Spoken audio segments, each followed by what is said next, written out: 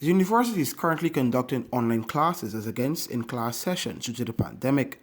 According to Gibbons, apart from firstly getting all the necessary approval, depending on whether the institution decides to return to in-person tutoring, will also depend on whether they host it at the Turkin campus. We don't want to start and the university hasn't given their consent as yet because we don't want to put the lives of the students at risk. So of course we're going to have to get the national task force in play. We're going to have to speak with those operators at the university to get the necessary approval. But all things remaining equal, I'm even eyeing using the national gymnasium. Hence why we have to wait on all these things to open up. Because what we want to do, we want to keep it in a safe environment and in a controlled environment compared to what it used to be at the university, which is kind of open. He indicated last year approximately 150 student athletes took part in the form of officials and players, and he hopes more can increase this year.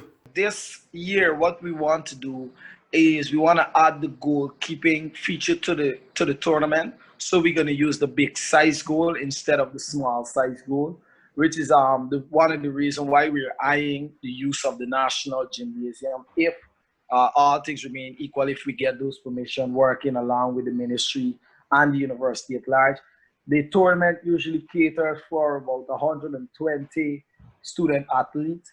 110, 100 would usually be players, and then you would have like table officials, persons working in marketing of the tournament, etc. So we end up using about 150 student athletes.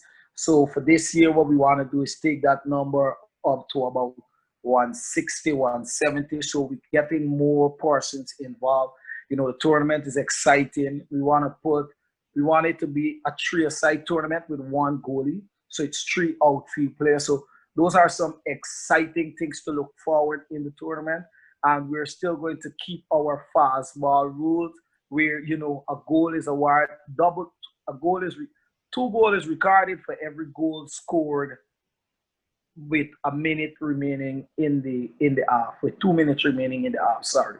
In some of the top universities, the participation in sport counts as a point towards a student's grade point average, and Gibbons, who also holds the position as president of the University of Guyana Student Society, says it is something they can implement in the near future. As you rightfully said, this is the way of the modern university. Sports is not a hobby anymore. Sports is actually a business, and you're actually right. Playing sports should count towards a GPA or should be put there because it is not looked as a hobby. It helps propels the university forward. You know, students in various tournaments in the university can represent the university at large, giving them a great boost, winning international tournaments. I can remember a few years ago, the university's basketball team won a Caribbean championship. So you don't want to have all those efforts and energies exerted only for a trophy or a medal. Not saying those things are not good, but if you're going to represent the university, it should be reflected in your formal profile. And I think to some degree it does. I think to some degree, if you participate as part of the university sporting team, it does come. But like you rightfully said, you know, playing in a tournament don't really give you that extra point. But it is something that we are looking to achieve down the line. Could be this year, could be the following. He expressed thanks for the continued support of CNL Construction, the Kashiv and Shanghai Organization, Robbie Rambaran, the Guyana Football Federation, along with the University of Guyana and the Student Society. The prize money is expected to remain the same, with $100,000 for first prize, while second and third will cop $50,000 and $25,000 respectively. 10% of all winnings will go towards a project at the university by the teams. For the newsroom, Akim Green.